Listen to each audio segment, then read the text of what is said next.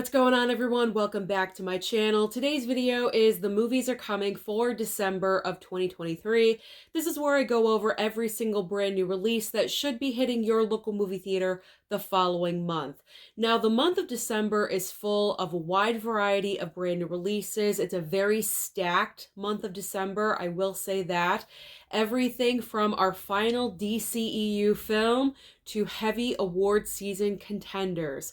So we're going to start off with just a couple of days from now is December 1st. We have 4 brand new releases coming out this weekend, starting off with Silent Night. This is a brand new film from John Woo, also from the producers of John Wick. This is a revenge tale starring Joel Kinnaman. Now, I have seen the trailer for this movie just one time, and it seems like it's a fun action movie to go to, set during the holiday season. If you enjoy John Wick, which I'm sure the majority of you out there do, then I'm sure most of you would be interested in going to see this film. As far as me personally, I would probably go and see this movie. Out of the 4 films coming out this weekend, Silent Night most likely would be the film I would go and check out, and it looks like it could be a lot of fun. So I am interested in going to see Silent Night. All right, next up on the list is Godzilla Minus One. Now, keep in mind with this movie, it is spoken Japanese, but it does have English subtitles. And the reason why I'm letting you know this is because some people don't enjoy subtitles. They don't want to read while they're watching. So I figure I would just give you that little piece of information. But pretty much this is a regular Godzilla movie. I guess Japan is recovering after a war situation, a battle, something, and then a new threat is on the horizon. It is Godzilla. I mean, it doesn't sound like the most original plot line, but you know what? It's a monster movie. You don't need the most original plot line for a monster movie if this is coming off correctly. So it just looks like it could be a lot of fun. I haven't seen a trailer for this one, but maybe it does have the potential to surprise us. Who knows? So the third brand new release this coming weekend is Renaissance by Beyonce. This is another concert film because Beyonce cannot allow Taylor Swift to have all the fun for herself. Beyonce has to get on in there. Now, for me personally, this is not up my alley. I don't go to the theater to see concert films, so I'm not going to go and see Beyonce's, but it's probably going to be super fantastic. I mean, Beyonce, she delivers every single time. She's probably a perfectionist at this point, so she wants to deliver something as wonderful as possible. So this concert film is probably going to be fantastic. I'm not sure if she's going to make as much money as Taylor Swift's opening weekend, because Taylor Swift, let's be honest, that was lightning in a bottle situation, but we'll see what numbers Beyonce can pull in her opening weekend. And the final smaller film on this date is called Eileen. Now, this stars Anne Hathaway and also Thomasin McKenzie. Thomasin McKenzie, we've seen her in such other movies as Jojo Rabbit and also Last Night in Soho. And this seems kind of like a weird, quirky movie. It is a drama.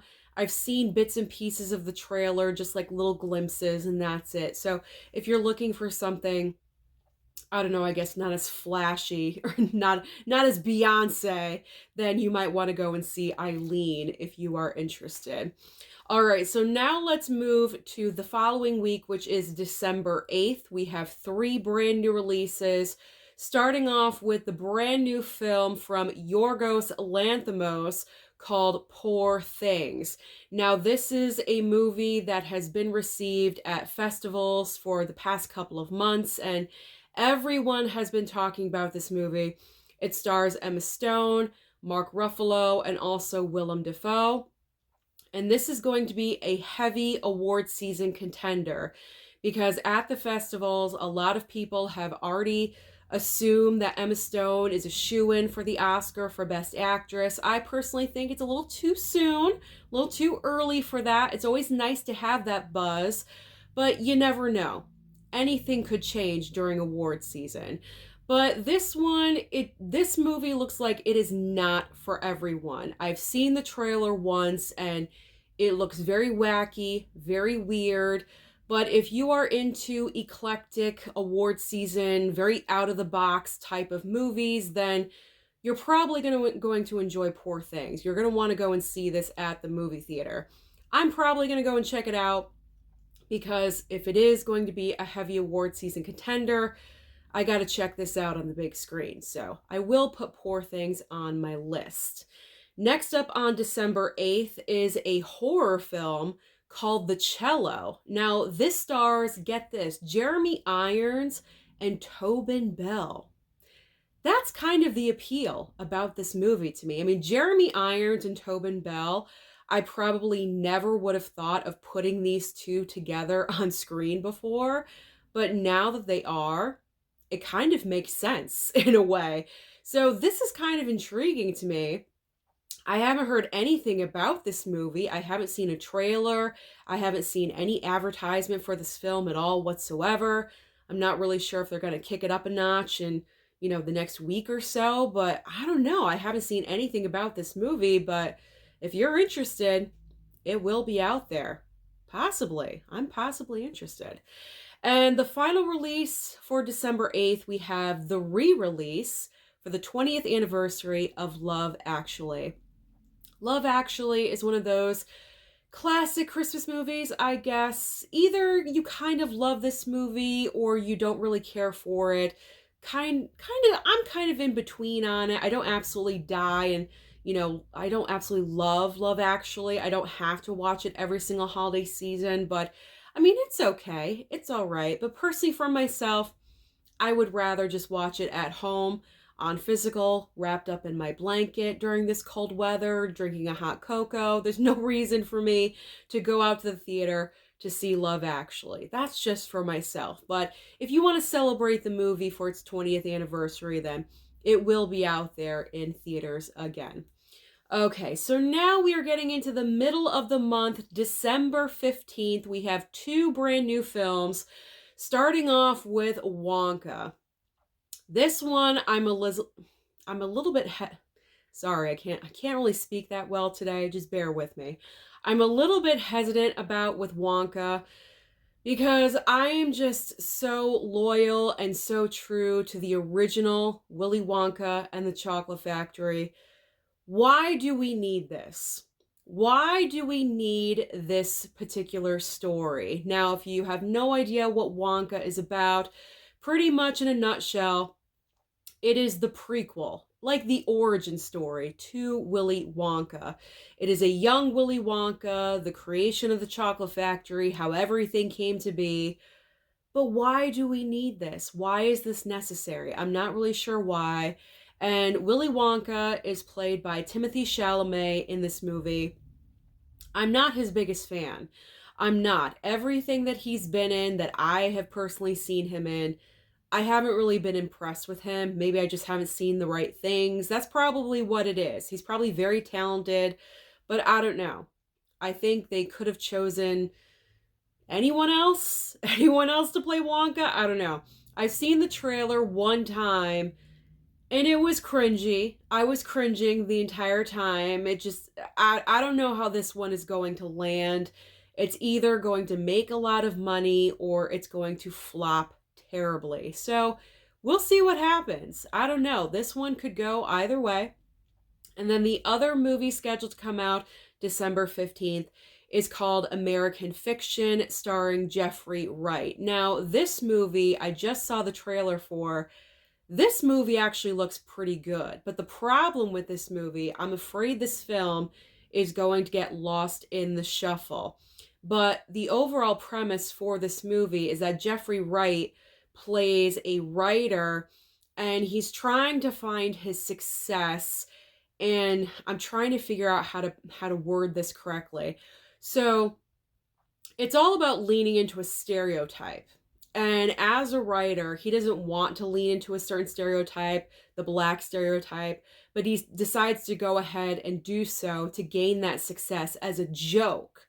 But what ends up happening is that he does achieve the success when he leans into that stereotype. And so the rest of the film is him dealing with the consequences of himself doing that, because he's not being true to himself. That's not really who he is. This sounds like a very interesting film. The trailer looked really, really good. But again, I'm just afraid this movie is going to get lost in the shuffle because it's coming out the same weekend as Wonka. And then on the other side, you have Aquaman 2. So hopefully, maybe this movie will make some kind of impact. It does sound interesting. I would like to go and see it. So we'll see what ends up happening with American Fiction. All right, let's move on next to December 22nd. December 22nd is a huge release day. We have 4 brand new movies coming out on the 22nd.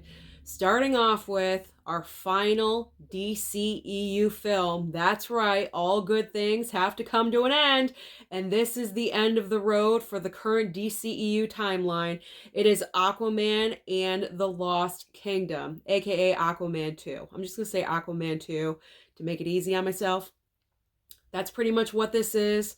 No need to explain the plot line.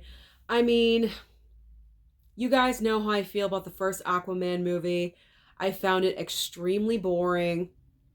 I've never finished it. I still have never finished the movie. I've tried watching the first Aquaman 3, 4 times. I've fallen asleep every single time. I just don't find Aquaman exciting for some reason. I don't really know why. But let's keep in mind that against all odds, the first Aquaman movie at this time, because it came out in December in 2018? It's been a while, something like that. It made over $1 billion. In fact, it's the only DCEU film to make over $1 billion. So is Aquaman 2 going to make $1 billion? Probably not. Is it going to come close? Probably not. But who knows? I could be wrong. Maybe there's tons of, oh, what's his name? I'm even forgetting his name. I can't remember his name. Okay, but maybe there's tons of fans out there that are going to come out and support Aquaman 2. Who knows? Jason Momoa. Oh my God, I can't believe I forgot his name. Maybe there's tons of Jason Momoa fans out there that are going to come out in droves and support this movie. Who knows? Anything is possible, but I'm not sure if I'm going to go out and see Aquaman 2. I'm undecided about that one. Next up on this date, we have a true story called The Iron Claw. Now, this one does have award season buzz around it just a little bit. This one does sound interesting to me. This is about 4 brothers in the 80s that are trying to succeed in wrestling. And I've never even heard of this family. And I grew up during this time period, and I've never heard of these brothers. But it actually sounds really interesting. It's starring Zac Efron and also the guy that, I can't remember his name. I'm not good with names today. Zac Efron and the lead in The Bear. You know, he's excellent. Jeremy something? Jeremy? I don't know. But they play brothers. There's 4 brothers in the movie. They're all trying to succeed in wrestling. And it sounds like a pretty good film. So my interest is definitely piqued with this one. So I think I'm going to try to make an attempt to go and see The Iron Claw.